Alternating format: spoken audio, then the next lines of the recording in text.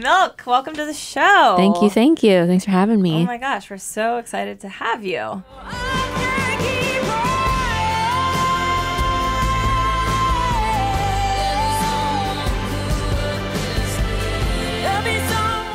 I saw you at the Women's March last year, not knowing who you were, but I was like waiting to meet up with my other coworkers who are covering the march for Billboard and saw you guys singing, and I was like, oh, this is so cool. No way. And then that video went viral, and I was like, I saw them. You were there? Yeah. Literally. Yeah. Oh my gosh. Yeah, it was so cool because you guys were so unassuming. You were just in the crowd. Well, I wonder how many. All of a sudden, I heard you and saw you, and I was like, "What the hell is this? Yeah. This is amazing." Well, I wonder how many, because you did it like 7 times, right? Yeah. So like, that is wild that you did see it, but like, you were in different pockets and different times. Yeah. A lot of people saw it, but that is still amazing. Dara's trying to take away my. Not at all. Not at all. Yeah, cool, but you not look really. Cool. A million people saw them. Jesse, get over yourself. No, Dara's bitter totally because no, wait, you were there. What I was struck by is your surprise, but I guess of course you're surprised because there were how many hundreds of thousands of people? I think there may have been 1 million. Some people say 700,000. I don't know. It's amazing. Yeah. It's amazing that you, Right. that you caught it. That's crazy. Yeah, because we basically met at the McDonald's. This is not an endorsement. I told Dara That's we were waiting outside the McDonald's and we were taking shifts, like going in and getting food and waiting for the bathroom. Yeah. Spent a lot of time outside the McDonald's. Yeah, so maybe that's where it was. But we met there at 8 a.m. and then Uh-huh. we were just going to flash mob all the way to the stage so we could go watch the stage performances. Did you actually get up to the stage? I had sprained my ankle, so I had a wheelchair, and when we sang, I would stand, and then I got wheeled. So I was in the wheelchair section, so I actually got a good view of the whole thing. I was watching people who had that wheelchair access. I was like, damn. Did you really I wish I was sprain friends your with one of them. Anything. I just constantly pretend I sprained my ankle. Get that easy access. Were you an official part of the like with the march organizers? Did they know this was happening and allowed you like certain space and access and stuff like that, or was it all you? Definitely on your not. own? Definitely not. I actually applied. I applied to be on stage because after I recruited the 25 girls from DC, I was like, okay, well, thanks for committing this time. And I was trying to like, yeah, this is going to be cool because I'm going to try to get us on stage. I'll email them and see. And my friend Krista Sa had she started the Pussy Hat Project. Right. And I was like, maybe Krista can help, you know. That's like high level march, like Connection? yeah. Yeah, and I was watching her movement go viral, and it was so crazy to watch. Like hundreds and thousands of women just knitting hats and sending them into a specific location. I was so out of it. I didn't know about the Pussy Hat idea until I was at a rest stop on my way to DC from New York, and everyone was wearing them. In the rest Right. stop. And I turned to my friends and I was like, how come everyone's wearing the same hat? And my friends were like, yeah, it's how the did we pussy miss? hat. Like, you could have made yourself one. And I was like, I didn't know about this. Also, I could not have made myself. I could not. one. Yeah. Also, Oh, I don't knit. no. but- She made it super easy so beginner knitters could do it. It's like nice. literally just a square, you know, but Yeah, when you put it yeah. on the head, the little Yeah. angles pop out Yeah. naturally. Oh. But anyway, so so Krista, she's actually in New York right now. We're doing some events together because this is so weird. The universe is crazy, but she's releasing her book this week and I'm releasing my EP this week. So we're supporting each other. We've always been this way with each other. But anyway, so I was thinking maybe we'll get on the stage. Yeah. But we never got a response. So then I composed a second email. I was like, it's going to be great anyway, even if we're not on stage because we'll be on the streets and that's more renegade anyway. And It's true. and so, so we were just kind of freelancing. And when Alma Harrell, the videographer that captured the one that went viral, so the video started going viral, like it was. Like, Did you hire her, or was that just a coincidence? She just was there, and she was people were filming, of course. Yeah, I was trying to get to the stage because Krista, my friend, Pussy Hat friend, Pussy Hat friend, was at the side of the stage. She's like, "Come, the Atlantic is reporting a story on me. Come sing for us. Maybe they'll get coverage of you." I was like, "Cool." We couldn't get there, and then Alma was lost. She has friends that organized the march, Vanessa Rubel. She was trying to get there, but she was lost. So we were both lost. And they were starting to blockade the streets because there's so many people. So we couldn't get to the stage. Yeah. So I didn't know Alma who she was or that she was there. This is a story I learned about afterwards, but I was like, screw it. I said, F it. And I was like, let's just sing here. And then this will be our last time. Thank you, ladies. Like, it's been amazing. And then It was your last one? Last flash mob. And then she came up and filmed it. I didn't know who she was. I remember like a flash of red curly hair saying thank you and leaving because that's how what her hair looks like. And she's like a goddess, like, and she's become my fairy godmother.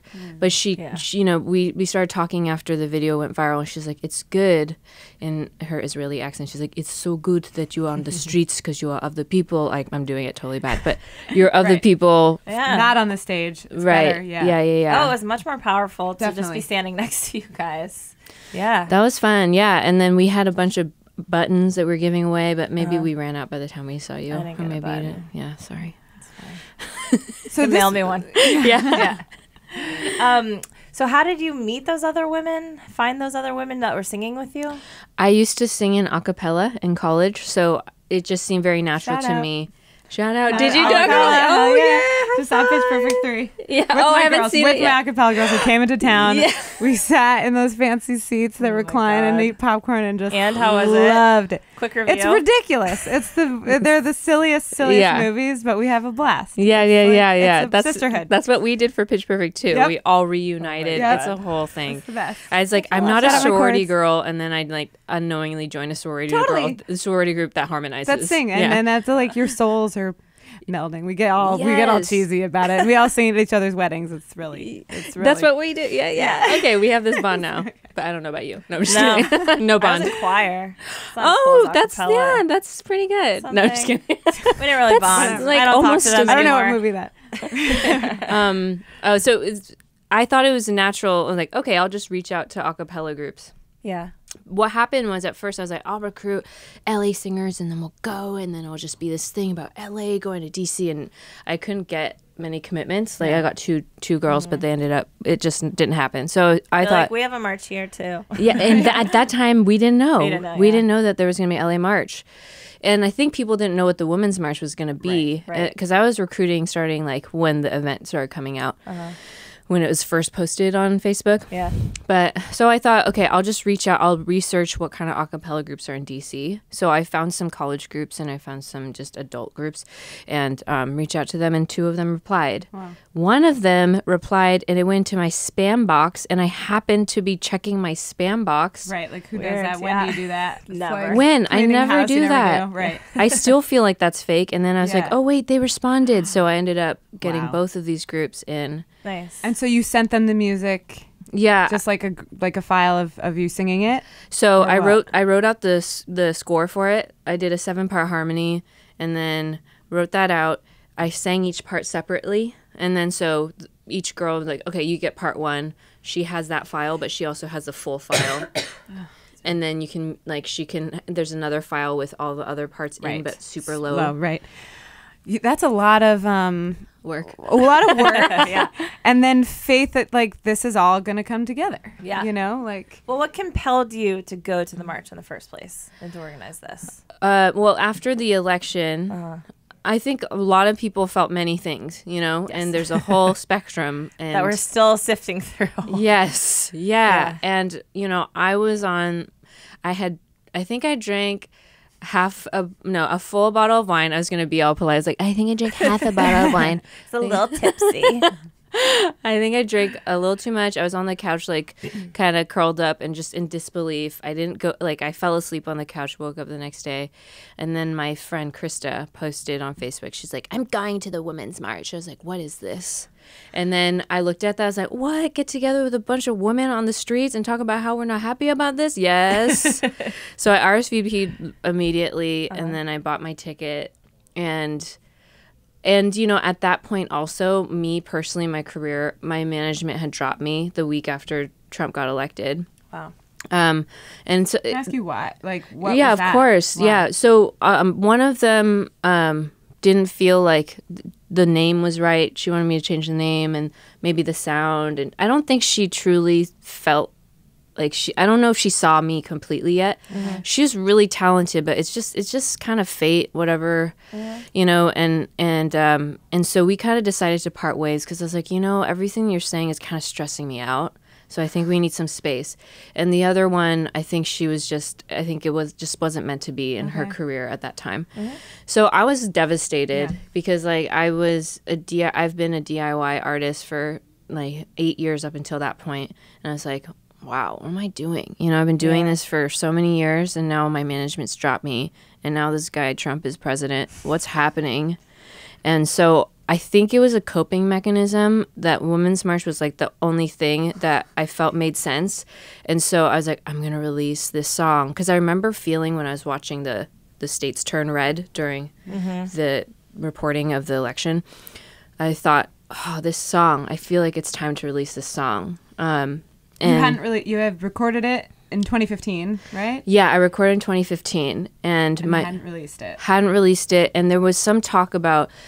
some of my friends were like, this is a song maybe like Pink could sing or Katy Perry or something. And then someone was like, I know some people. And so I was thinking maybe. Meanwhile, you're like, I'm a singer. Like, right. Why are you saying that to me? Like, were you like, well, okay. Well, at that point, after 6 to 7 years. You would have happily sold it. You're like, give me that. Okay. I was like, maybe it's not for me. Maybe I'm meant to write and like I just want this song to be heard because I know it could.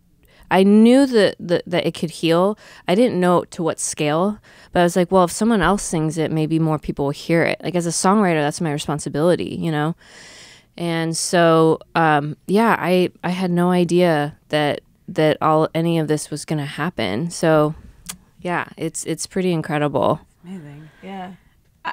There's so many things I want to say right now, but I love that you just brought up how, like, yes, Pink or Katy Perry could sing it because I was thinking, and you're on, 2017 best protest song list and like just best song of the year list, NPR and Billboard, and you're in with these other artists, Katy Perry and Pink, but there's something, and I don't want to take away from anything, but there's something so sincere about what you're doing that feels a little bit different, and I wouldn't want you are an artist who, I don't know if you dubbed this, but cathartic pop, and just like your activism is inherent in your art, and that is different. If you gave the song over to another artist, it would be great. It would be out into the world, but there's something it wouldn't be the same, and I saw someone ask you a question, and it probably sat a little weirdly with you, but I kind of want to phrase it in a different way. That you are now able to put your music out onto such this larger scale. Now you're signed with Atlantic,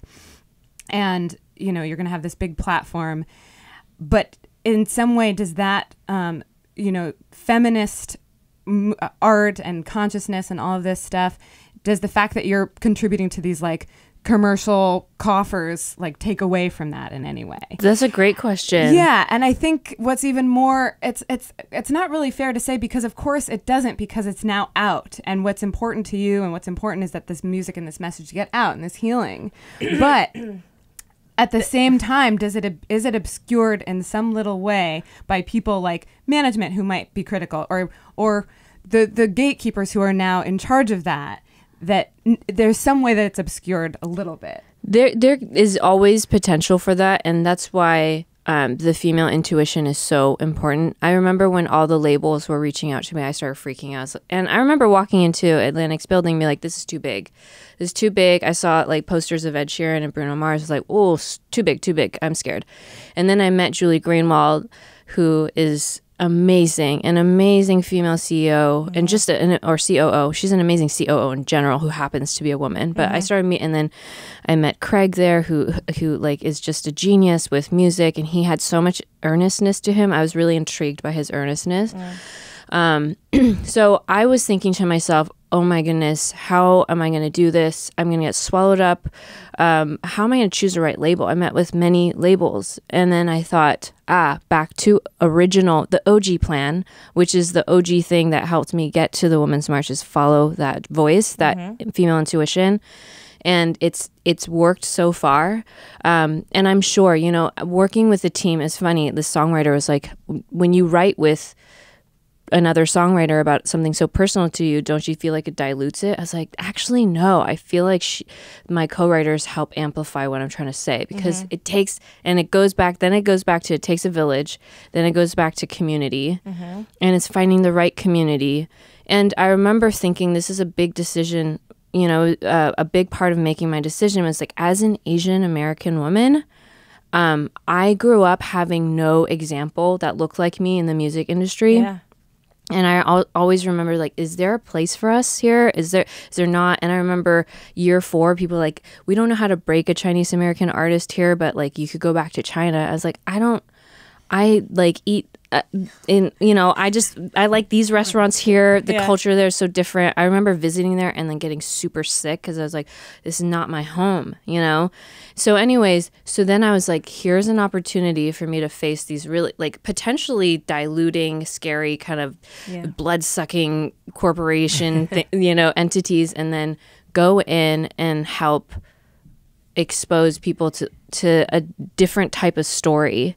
And that has outweighed my fear of corporate dilution. And I think like 3 years ago I would have been like, I'm not gonna sign with a major, like I'm just like indie, I'm just gonna do it, you know.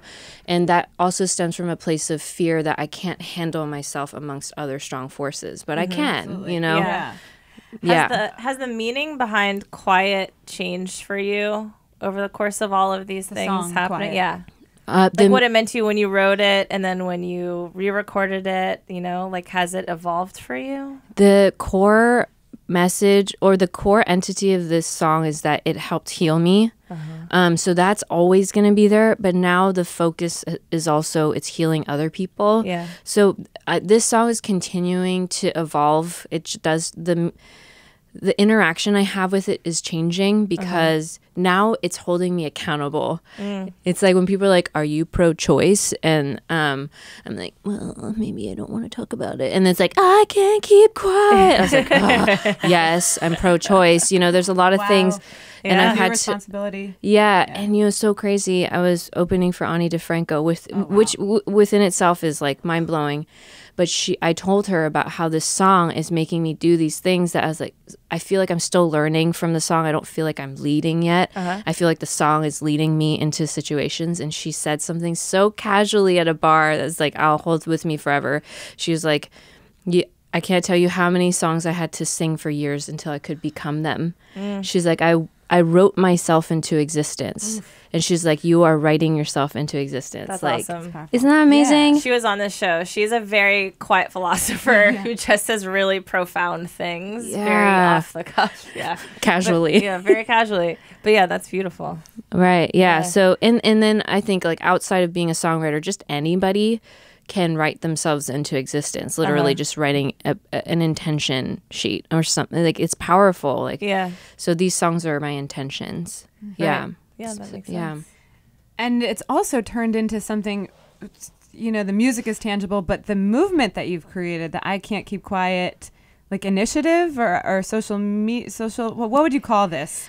It's turning into this fund. So I'm calling the I Can't Keep Quiet Fund, but I think it's also this social media movement. It's kind of a community. That's what I want to call it, as a community. Like and I think I didn't start it. I think it just started through me, if that makes sense. Like it's been waiting, and I just happened to like hold the prism at the right time, and now there's a rainbow, and I'm like, oh, there's a rainbow. Let me try to like celebrate this rainbow. Yeah, you know? But you had to harness it. Like now you go and there's actually a place where if you contribute to this fund, you can see where the money's going to go, and it's all these things. And I think a lot of times with the hashtags that I at least don't. I don't presume that there is.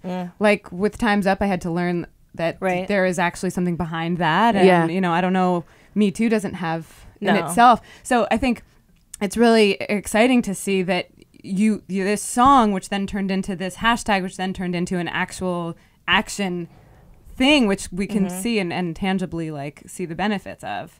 I mean, how does that feel? Like that now you're leading that, because this is you. Like if you go to that website, it's basically you saying this is the movement that we're doing together, but I'm mothering it. Yeah, it feels really it's surreal, and also I don't take it lightly. I don't like taking myself too seriously, even though like I tend to sometimes. I try to like trick myself out of it. And yeah, it's a whole other form of art. Activism is a whole art form that I'm learning. Like when I meet like I'm teaming up. So the I Can't Keep Quiet Fund basically is I'm teaming up with 3 organizations, the Joyful Heart Foundation, Step Up, and Tuesday Night Cafe. And each of them I picked these organizations because they're really good at activating community. They're like doing real on the ground work. And so being able to work with them has been this incredible journey. And I watched these people and they've dedicated their lives to a cause, and they've gone from idea or passion, like, oh, this isn't right, to concrete action. And the journey from getting to passion to action is it's amazing. I have so much respect for people that do that. It's like a song. Like I'll have a feeling and then I got to write the song. That within itself has taken me years to figure out how to like really, I'm still learning how to hone it in, you know?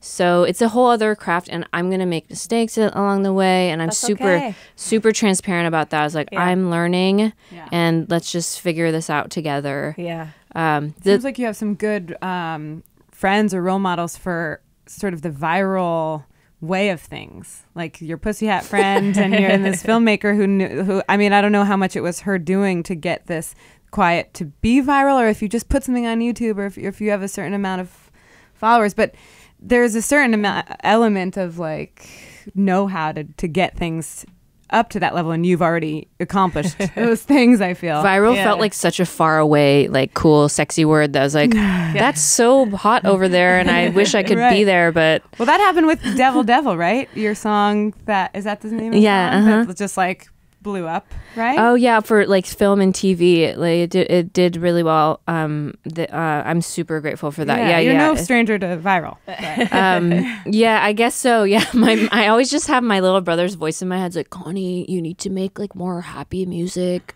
so that like people will want to dance to it and stuff, so it could go viral. I was like, I don't know how to do that.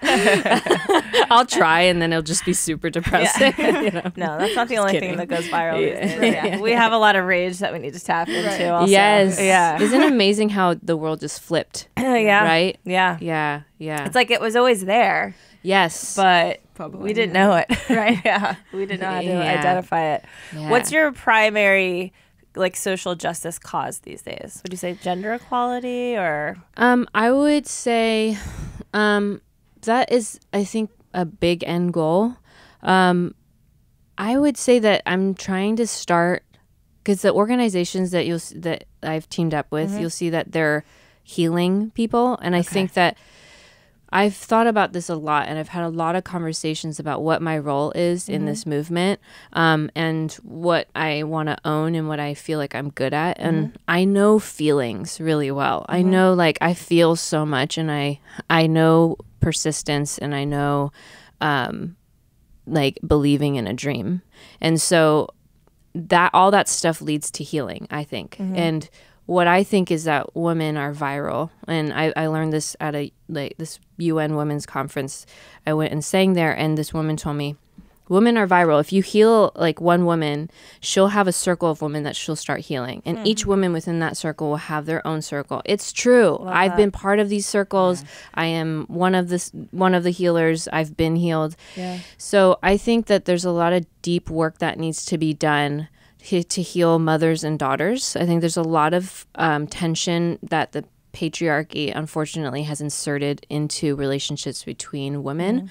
I think there needs to be healing between mothers and themselves, so that they can be better mothers, and better like mothers to themselves, you know, and then also for if we can empower women with good tools and education, then they can raise better sons that can understand that, like, that girl walking across the street could be resembles your future daughter, or like your sister or your mother.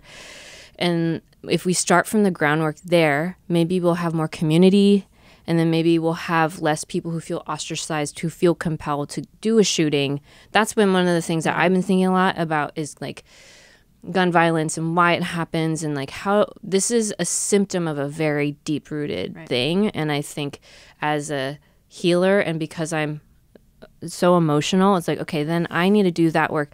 And I think, so it's not a specific political action, but it's like, okay, if I'm completely vulnerable and open with my weaknesses, it'll empower other people to be like, oh, okay, well, that's like me, and I can do that too. And also maybe, hopefully, with the masculine side of our society, that more vulnerability and like more healing on that end, we'll see more leaders that will be talking about things like love and gentleness rather than power and domination and fear. You know? Right, I love the language that you use to address all of these things: gentle rebel, and quiet, as opposed to some battle cry. It's because it is that inherently, but it's just keeps us at a nice level of civility. It's interesting because people ask me, oh, did you intentionally make this song very quiet to like contrast? It's like, well, it's just who I am. And like the patriarchal definition of what strength is like brawn and sweat and like hard edges and metal and stuff. But there's another strength, and that's like big picture is the femininity of society that's been forgotten. There's so much strength within that, and I think that's maybe naturally, I didn't think that up, but I think maybe that's why this song is resonating, is because there's an imbalance right now. Yeah, totally. I really appreciate that you have really thought through the issues and have analysis on being a feminist in pop music, that you're not just kind of glomming onto it, because my girlfriend and I actually had a debate about this last night, because I told her this quote that I had read of yours that I thought was so interesting. I think someone asked you just about how to balance where you were coming from as an artist with now like signing to a major label and the success that you're having now. And you said something about feminism being pop now, which is very complicated. And like being woke is trendy. Yeah. And so we were like unpacking that and some of the inherent dangers in that, but then the advantages to that, and how do we seize upon the fact that many young women are now ready to call themselves feminists because maybe Beyonce did or something, but to make sure that like we really understand what that is. And to not treat it superficially.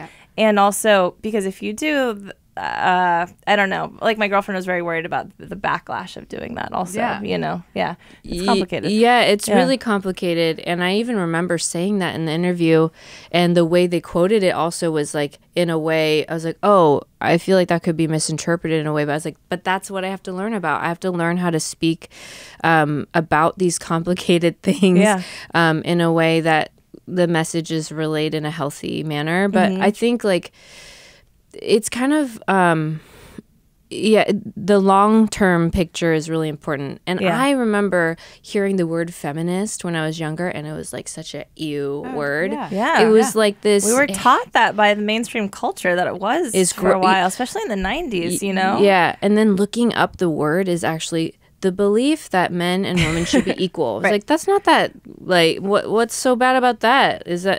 So yeah, I'm a feminist, but I am aware also that there's a lot of weight and dirt and stuff that's been kind of glommed onto that word. And so we can change that, I think. And but it is, I do think that the male voice needs to be included. And this is why I think women are great leaders, is because I'm saying, we need to include the male voice. Like that needs, it's not this like angry, like, of course there's some people who are like, there's been so much frustration, I'm just gonna let it out and be angry. But Joyful Heart Foundation, the heads of them are like, we're trying to figure out how to include men into this conversation, because the Me Too movement could make men feel like really unsafe. Happening. And what? And I'm sure someone's heard this, and they're gonna get upset with what I just said, because they're like, "Well, we've been unsafe," But that's why we will be good leaders, is because we've been unsafe, but even in our time of reclaiming safety, we're gonna care for them too. We struggle with that. We talk a lot about that. What? About the ways of making people uncomfortable and the sacrifices that are going to need to be made for change. Right. And what is the line for that? And you know, maybe just, don't know. I have no idea. Maybe open conversations. I do. My guy friends will be like, so what do I do? I was like, the fact that you're asking, that's it. That's right. That's it. Yeah. And the fact that I need to ask you, is that it too? I was like, hey, how are you feeling about like all of this? Do you feel like I'm attacking you? Yeah. I mean, I don't think we've talked on the podcast about the Natalie Portman comment at the Golden Globes. And that's a perfect example. Did we? You and I debated it. Yeah. Okay. Well, that's an example of, is that crossing a line that is worth, that is the fight is worth that, you know, because it makes people uncomfortable, but that's what we have to do. Yes, you know, I kind of love that moment. Yeah, I'm going to be amazing. honest. That was everything. Yeah, sure. But yeah, we got to be comfortable with discomfort is like what I'm hearing all over the place right now. That's great. Yeah, we're growing all up. Revolution is, I mean, all growth is painful. Yeah, and I kind of view American like if the world were a high school, you know, the American's been this popular jock, you know, and I feel like we're trying to take like some culture classes and like maybe go to a women's studies class and stuff. You know? I feel like America's like the Doogie Howser of the world, who like just excelled at a very young age and became a little too successful like too socially early, awkward. and now it's like, no, you still got to learn some things about the world. That's great. Doogie, I like that analogy better than my jock analogy.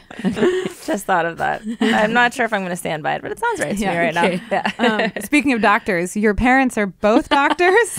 My dad is, and my mom's she's like a CFO, and she's retired now. But yeah, because you talk a lot about healing in those terms, and I think I read somewhere, you know, I don't know, how do your parents feel about you now, because you're not just a musician. I hate that didn't sound right. That wasn't what I meant to say at all. Just a lazy musician. Oily haired lazy musician. Quotes. Yeah. You consider yourself and by all your actions are actually someone who cares in a way that you're going to continually put social justice at the front of your work. And I don't know if that's changed their opinion of the arts that you've chosen to go into, and it sounds like you really do consider yourself a healer of some kind. I think my dad has changed his opinion of me drastically. You know, he was really mad when I told him I was going to leave my UC Berkeley degree to go to LA and like putz around with musicians. You know, he's like, what are you doing with your life? And now he'll text me. He's like, oh, the Me Too movement, you know, and he'll like give me updates. You know, I was going to ask if you get into this stuff with them. Yeah. I think one step at a time. Right. Okay. But I think so. There's acknowledgement right now. So there's big. acknowledgement, huge. I mean, acknowledgement is like that's a huge step for our family. Yeah. And I think my mom, she's been like, you know, my friends have asked me, am I comfortable with you sharing all these personal things? And she's like, well, it happened to you, so that's what happened to you. Like, talk about it, you know. So they're surprisingly modern now. Yeah, and I think some people just need to know that the world is, and like my parents just want to know that the world is going to accept me, because they don't want me to be outcasted and alone and die, you know. Like, I think that's at the root of all of our parents' concerns, right? Yeah, totally. So to be happy and safe. Yeah. I have family that is really right and or very on the right wing, you know, some Trump supporters, and my goal is to be able to sit, and we did this Christmas break. I was so proud of myself. I like sat down with one of my family members, and we kind of skirted politics, and the whole room, like, because I think it got brought up, like she brought something up about politics, and the whole room kind of froze, because they're like, oh crap, it's like the super, like, you know, Trump supporting relative with like the I can't keep quiet girl. They're starting to talk. But we like got through it, and you know, we don't agree on things, but at least there's like success in me seeing a little more of her, and she saw a little bit of more of me. Established some trust, and then got out of it, took a deep breath, you know. Take a drink. Yeah. But that's a goal. That's a goal. It's like Brene Brown. Have you guys read Brene Brown? Oh my goodness. So she just released a book, Braving the Wilderness, and she talks about how dehumanizing each other is like letting the system succeed. If we're like those right-wing monsters, like that's dehumanizing, or those libtard snowflakes, that's dehumanization. The more we dehumanize, then the more willing we are to like commit acts of violence against each other. So goal is to keep humanizing. Yes. Beautiful. Yeah. So what are you doing at the march this weekend? I'm so excited. So I'm performing on stage. I'm very aware that it's different this year. I'm going to be on stage. I'm going to have a piano, and then I'm just going to lead a sing-along. Cool. So I hope people will sing along. Awesome. And then the thing that I am super pumped about is I'm teaming up with some of the organizations that are supporting the Women's March Alliance of New York. So it's Women's March Alliance of New York, the Federation. Those are two organizations that are helping me put this self-love sing-along workshop on. So I think around 3 p.m. At the Public Theater, we're going to have... I'm going to open the space up, and people can RSVP now. It's free. And so my friend and I were going to teach a 2-part harmony, just keep it simple, and people can sing the song with us. Then we do a community building exercise. It's like super hippy-dippy. I love it. We basically like share our brags, gratitudes, and desires, and then like let strangers meet each other. And then we're going to close it off with a meditation. Beautiful. Yeah. So that's my jam. Like I want to do that more and more. So this is the first one. I'm really excited, and we'll just see how it goes. Yeah. From flash mobs to seriously self-love retreat. That's amazing. Yeah. Maybe one day it'll be like a week-long retreat. Right. Yeah. I mean, the EP is called "This Is Not the End," right? Yes. Which is like an understatement. Yeah. So that will be out when this podcast airs, when this episode airs. So check it out, guys. We heard it, and it's gorgeous. Thank you. So Thank beautiful. What are you going to be doing next, like with that EP out? I'm going to be going on tour, and I think we're announcing with who. I'm very excited. I think in a week or two or something like that.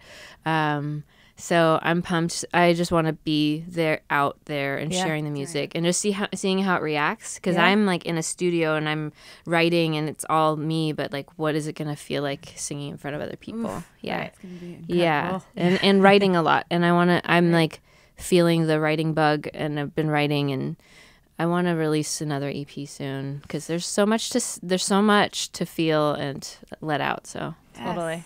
Yeah. We'll keep fighting the good fight, sister. Yeah, you too. Thank you. Thank you. It's been so much fun. Yes.